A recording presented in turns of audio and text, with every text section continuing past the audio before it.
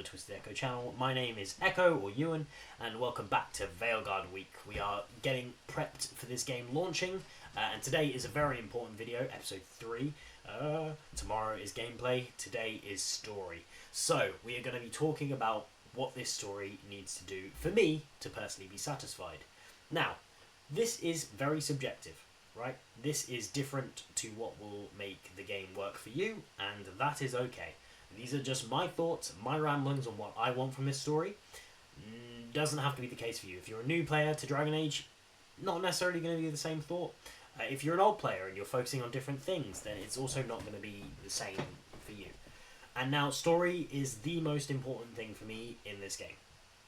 I am very passionate about it. Yes, the gameplay is important, because Origins gameplay was terrible. Story was great, but it single-handedly is knocked off top spot because I really cannot stand the gameplay. And you probably saw that on my stream, which should be on my YouTube now as well. If not, please remind me in the comments. And Origins is great, and I do really enjoy it, but I also, story comes first. But that being said, Awakening improves a lot on that and still delivers Origins style of story. Love it. Favourite piece of Dragon Age media to ever come out. Surprising, I know. Maybe Veilguard will top it.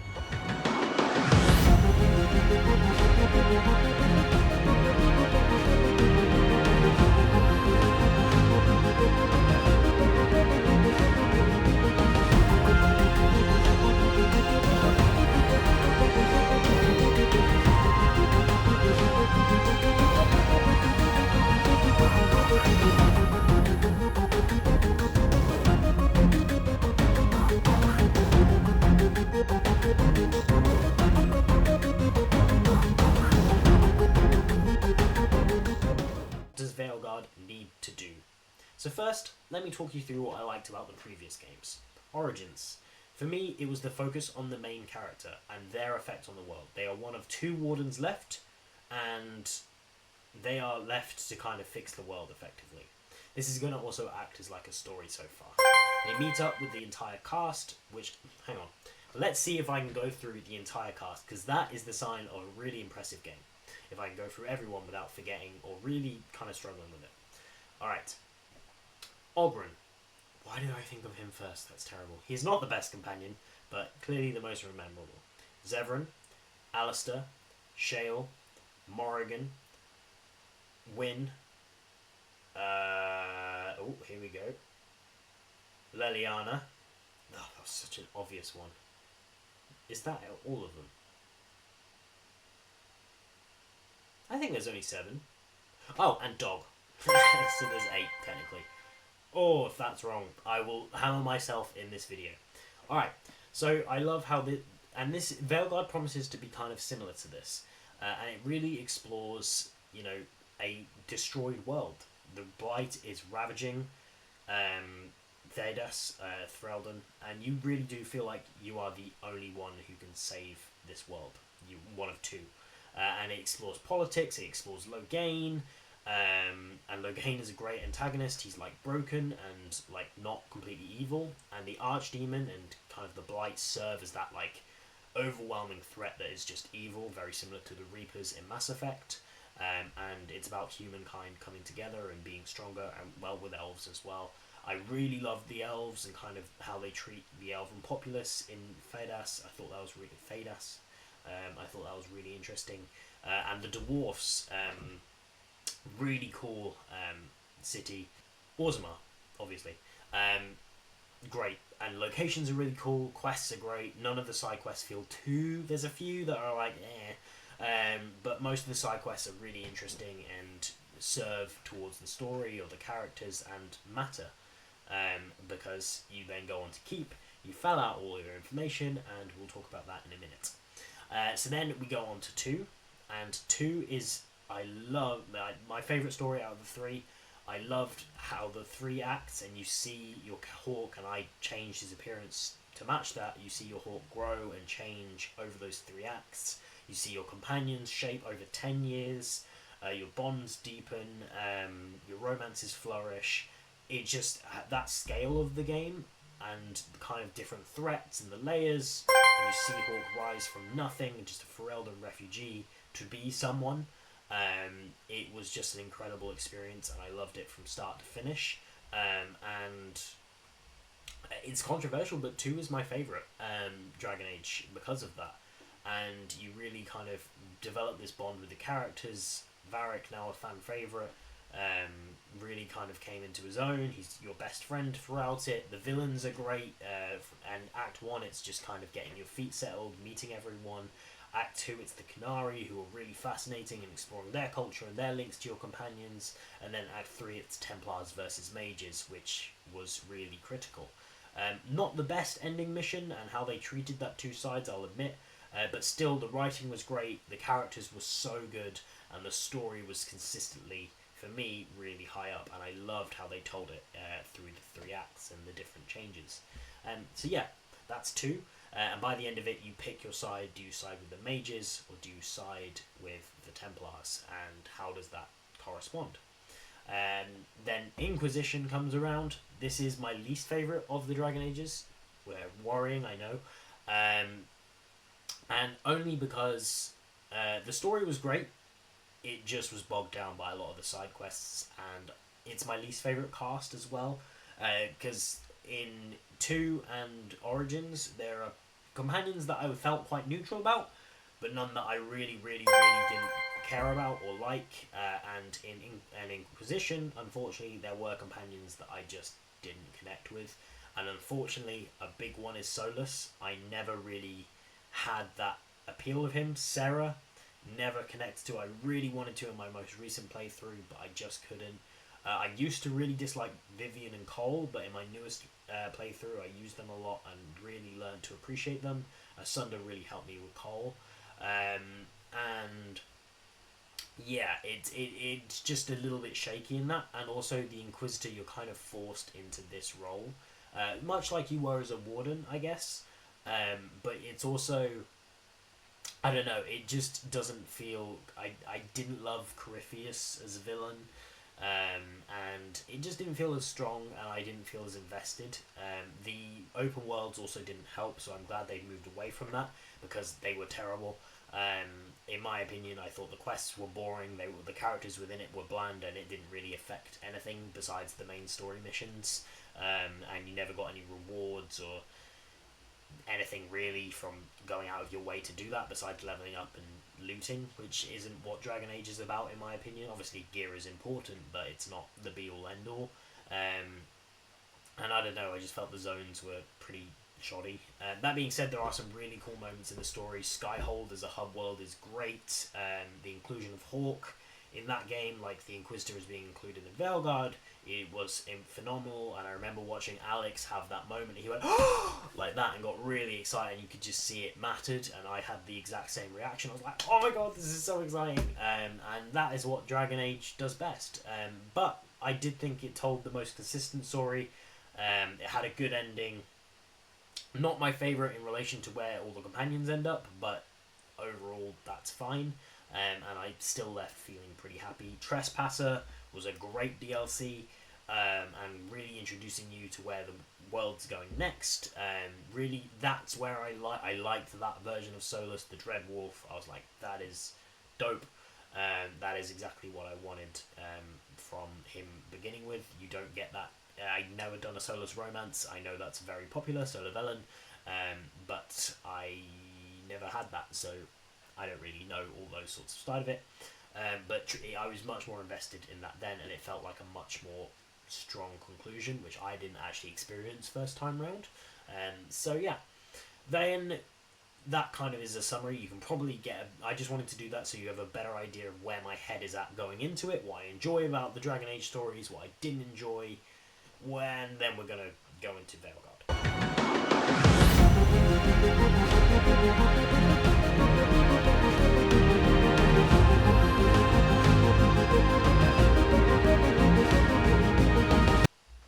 Now, my biggest concern is that this is going to be a great story. I think it has the room, and I'm going to say this tomorrow as well in the gameplay section, but I'll say it now. I think this is going to be a great game. Like, no aspect of me is going, this is going to suck. You know what I mean? Like, no part of me is going, this is going to be terrible. It could very well be, and I haven't played it, so I can't say that. But from all the reviews and everything coming out, it's going to be great. However, I don't know yet if this is going to be a great Dragon Age game. And I say this because the thing that has killed my excitement for this game, most of all, and I was considering making its own video, but in Veilguard Week, I want to focus on as much positive as I can, but I also want to explain my worries, mainly so I can go in my review. Remember that video when I said, yeah, that plays a problem? In Dragon Age Inquisition, there is the Keep. Now, the Keep serves to carry over every single story, every single story, choice, decision that you make through Origins and 2, and you could fill out 3, so I did Inquisition, spent a while doing it, and carry it over into your world state. It doesn't tell you which choices carry over, it just says, we're taking all your choices that you've put into Keep, and we're bringing them in. That's your world state. And I loved that, because it meant every surprise, every reference was yours, and it related to you, and it felt like my world at that point, which was so cool, and I love that. That isn't in Veilguard. There are 3 choices that carry over from all 3 games, and they are who the Inquisitor romanced, which in my case will be Blackwall, whether the Inquisition was disbanded or not, in my case it was, and whether the Inquisitor wants to stop Solus or redeem him. That's it. No Well of Sorrows, no companion resolutions, no any previous characters from 2 or Origins, no, well, yeah, pretty much, or Inquisition, really. They shot themselves. There is no continuation in your story, really. The Inquisitor is in the game, but her relationships, in my case it's to her, it might be a him, can't exist. There is nothing on Harding. There is nothing on Varric. I am baffled as to how this is going to work. And what's worse is there is no element of surprise. They can't include Hawk halfway through the game and have you go, oh my god, it's Hawk! Because he won't know any of the decisions. It won't be your Hawk. And that is critical. And if they did do that, I would be like, what? How is this? What? That's not my guy. So he's not showing up. Even though he could, potentially, him or Logain in my game, would be within, would be, going to Weishaupt, which is one of the locations they've been and they've visited. Now, I get this is 10 years in the future. They are exploring new areas, Tevinter, Arlathan, but the game's main antagonist or main plot point is the Dreadwolf, who is a character from Inquisition, and none of his decisions or how you interacted with him are carrying over, besides whether you decided you wanted to change him or kill him, and that's it. Or if you romanced him, then I'm sure there'll be extra scenes. And that just feels, I was fuming, and I'm glad this video comes out like after I've settled on the news, because I nearly cancelled my pre-order there and then. It was that dramatic. I messaged Alex and Ellis. I was like, I am baffled. I am confused. It is the wrong decision. And I say that with absolute certainty. It is the wrong decision. And there is absolutely no reason that they did that besides laziness.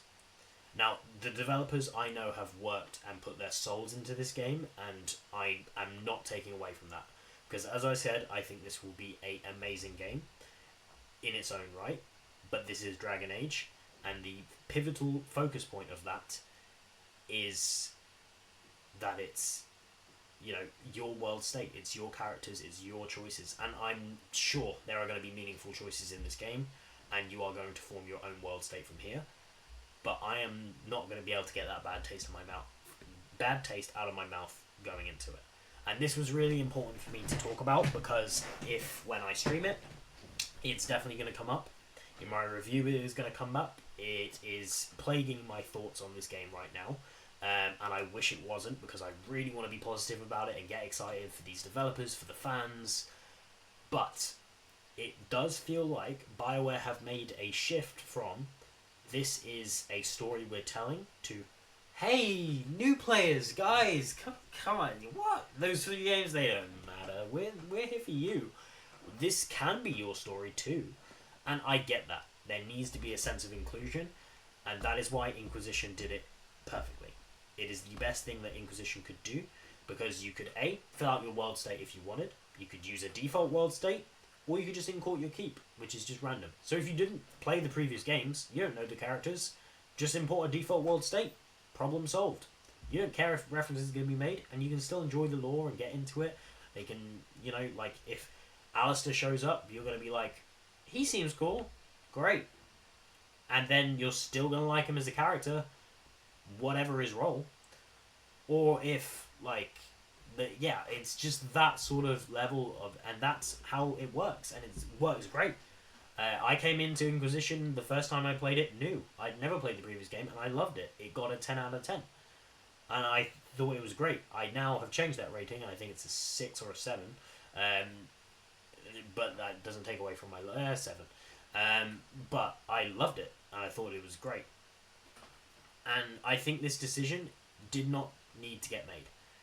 Even if they were the 3 decisions that they wanted to use, just import the keep.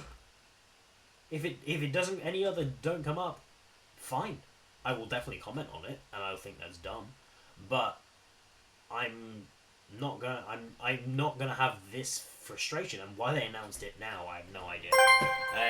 But I saw them say it's so that any references to the other games you make feel meaningful, and they're not just throwaway lines. But those throwaway lines make the world feel like yours. When I hear some random character, when I find some, well, this is a quick example. So in it's a DLC, but in the Warden's Keep, you go in Origins and you go to a old abandoned Warden's Keep and you find a pouch, and in it is, or you find a old blood mage who works for the Wardens and has been keeping everything going in that keep for a while. Well, in 2, you just randomly stumble upon a pouch with some letters from him, purely because you kept him alive. If you kill them, they don't exist. And it's moments like that, you're like, oh my god, that's a reference. Dagna in 3 coming back as your like mage specialist and coming back and being like, the Warden was great, and he in my game Pius like helped me, and he didn't have to, and he was this big celebrity, and he just went out my way, and he's awesome. I was like, I love that. He made a difference. My guy is still being talked about nearly 13, 11, 12, 13 years in the future. Now, I get it, we're going 23 years. Everyone in the first game is going to be old as balls now. But that doesn't mean that they don't need to come up as an older person to kind of talk about. Dorian, Fenris, in Minrath, they talk about, and then the other excuse is we're exploring a whole new part of Thedas, and then people just aren't going to come up. We talked about yesterday, Fenris and Dorian have played a huge part in previous media. They are in Tevinter. They are exploring the world as we see it. Iron Bull is Kunari. Any Elven followers play a part. Solus, Varric, Hawk, and the Weishaupt Resolution, or any of the other Warden companions in the Weishaupt solution. Well of Sorrows with Morrigan. Morrigan's kid. Morrigan could be dead. Like, there is so much. Could Morrigan be dead, actually? No, I think you can stab her. I don't think she can die. But there is so much else that could... There's just... For those to be the 3 choices is baffling for me. And I really can't quite get through it until I see it in the game. And I am going to have a moment where I'm just like, this sucks, man. This really sucks. And it's going to really tarnish the start of my playthrough. So for those watching that stream, I'm definitely going to comment on it, and I'm going to probably have a rant about it then, but I'm getting out of the way. And for the record, where does the Twisted Echo stand on this decision? It's wrong, it's dumb, and it's lazy. Okay, enough negativity. What does the Veilguard story need to do to recover from this? Because it's clearly affecting me, and I don't think I'm the only one there. Where do we go from there? Firstly, the story, and they are doing this, needs to be about the characters, needs to be about the cast. I need to become invested in these guys. You aren't bringing me my previous guys who I love so much and my little babies. then I need some new, fresh faces who are going to really light up my life.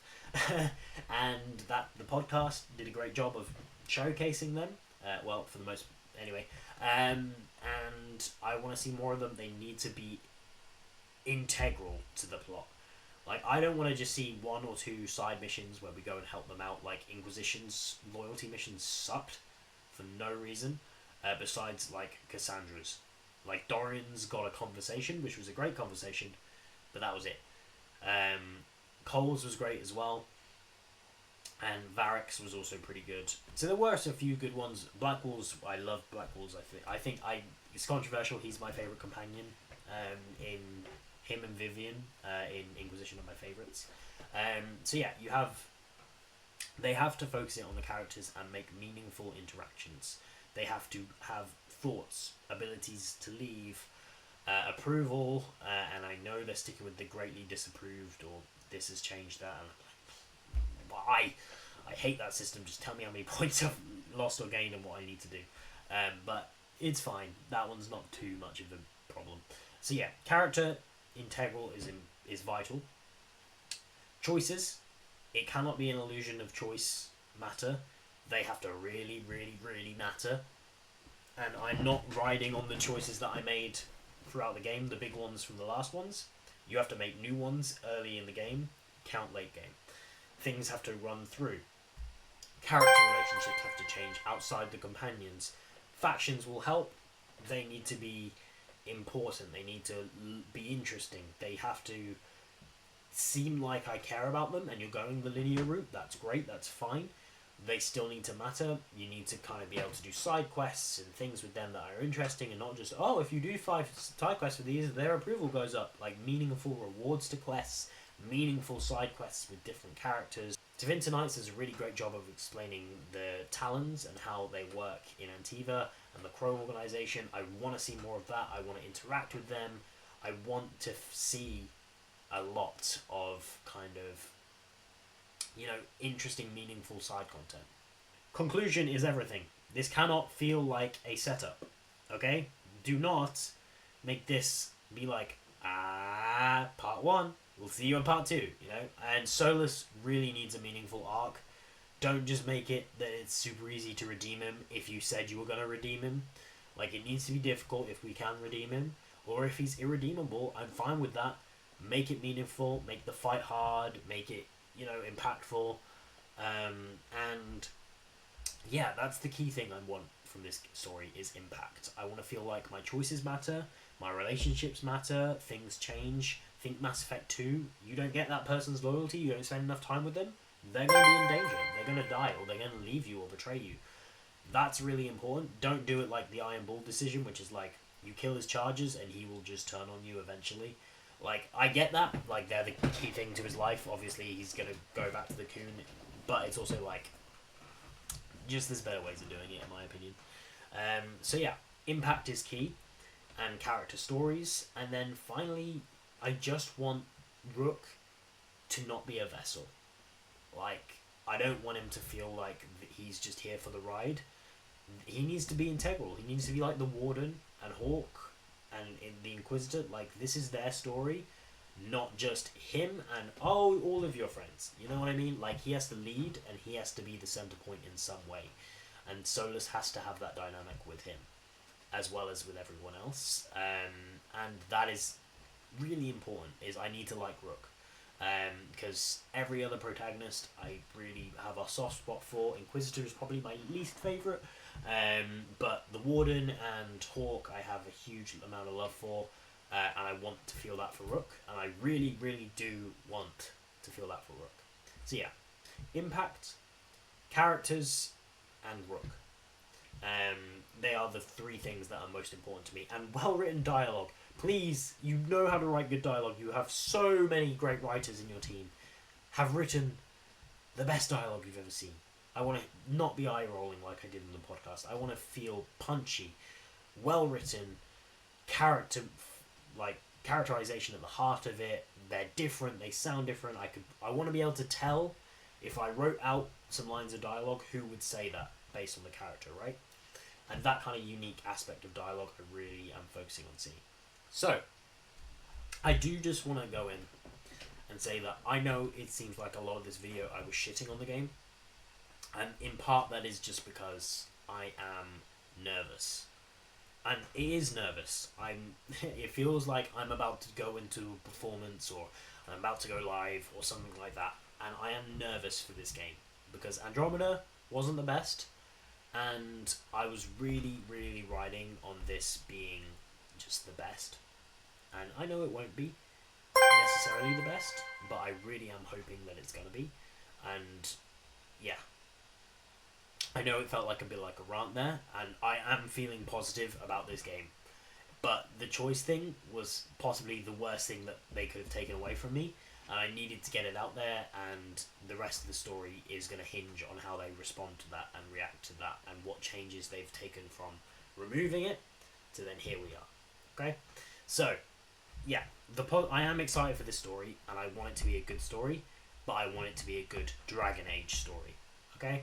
Like, I am hoping that I'm going to leave this experience, or go into this experience and go, this is my Dragon Age. You know what I mean?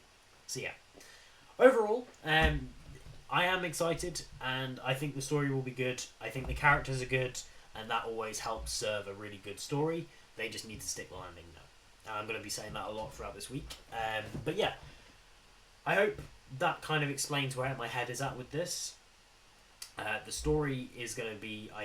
We're going to be stopping Solus, but also the two new can't say that word. The two new elven gods who have been brought back through Rook's actions. Spoilers. And we're going to be... Is that okay to say? Yeah, it's fine. So we're going to be kind of exploring that. And yeah, we're going to be going into Fade a lot. We're going to be exploring it. It's linear. And there's a lot to be excited about. The characters seem really cool. The villain, we've seen Solus before, and I don't say antagonist, right? Not villain. But we'll see what the elven gods are like. I think, yeah, it's going to be a really interesting experience. I'm super excited about it. Only another day. Tomorrow's video, the gameplay, is going to just go out before we get started. Fingers crossed my physical edition arrives on time. My god, it could not.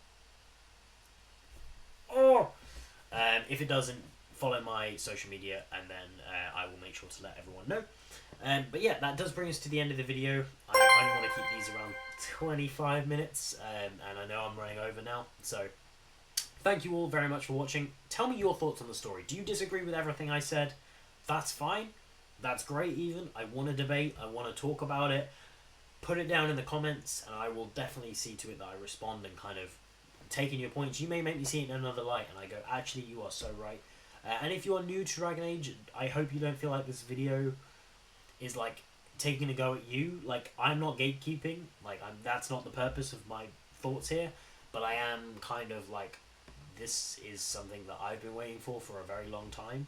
I'm properly waiting for it for about a year, and I played all the other games, and I really want to see some of those choices matter.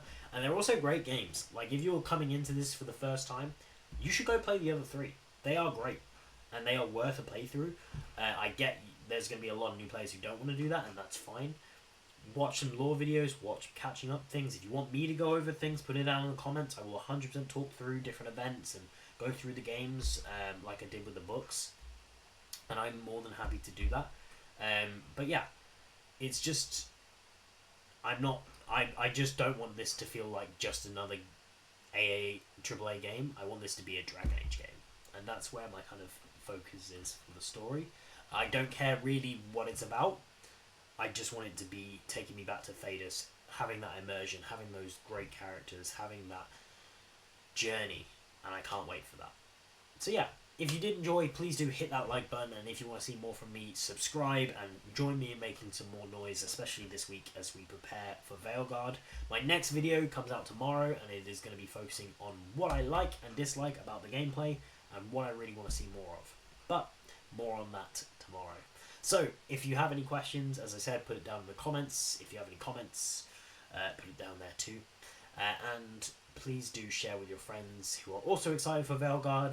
Let me know what you think, and I can't wait to have more discussions about this in the coming weeks and days. And we're so close to launch, I can't believe it. So yeah, I will see you very soon. See you tomorrow. Sleep well, and let's get ready for the Veilguard again tomorrow. Launch day. Goodbye, guys.